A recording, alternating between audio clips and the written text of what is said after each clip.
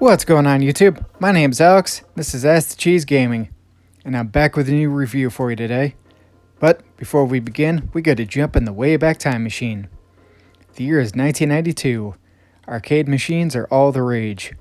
Kids everywhere are spending their parents' or grandparents' quarters, if you're like me, crowding around various machines, or watching some of their friends play their favorite games.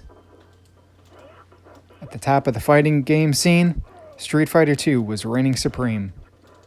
It was during this time that a small-name video game developer, John Tobias, pitched an idea for a realistic fighting game based around Jean-Claude Van Damme and a kung fu tournament to his co-helper, Ed Boon.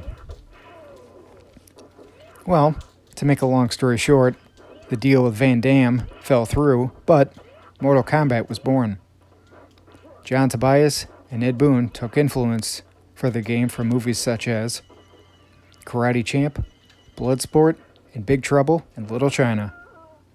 On October 8th of 1992, Mortal Kombat was launched in arcades everywhere.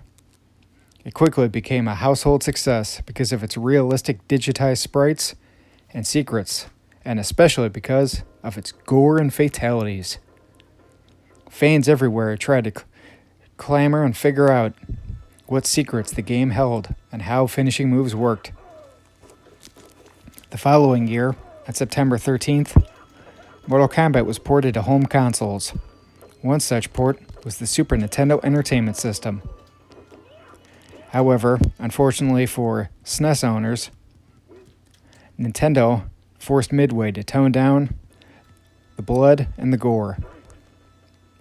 The blood was completely removed from the game and instead replaced with sweat, and the finishers were regularly replaced with just finishing moves, no fatalities.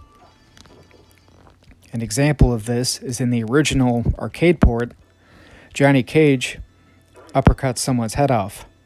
However, in the SNES version, he just delivers a kick to the midsection. Furthermore, the music was also changed and quieted down from its original arcade or even the Genesis port. So, how does the Super Nintendo port handle today? Well, to be totally honest, the graphics and controls have not aged very well. The controls especially are horribly stiff and unresponsive, and there's a bit of a lag time whenever you try to input a move. The AI is also still, to this day, super stupid cheap. I mean, it's like they just somehow managed to counter you before you even ever input any move.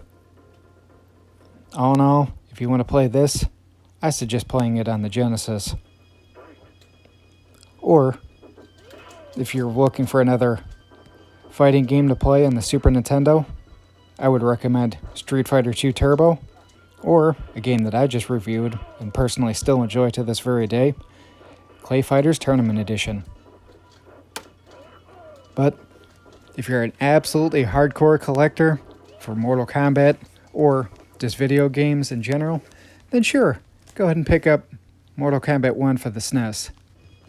However, if you really want to play this, either play it through emulation or just play it on the Genesis port. That's probably the best of the bunch.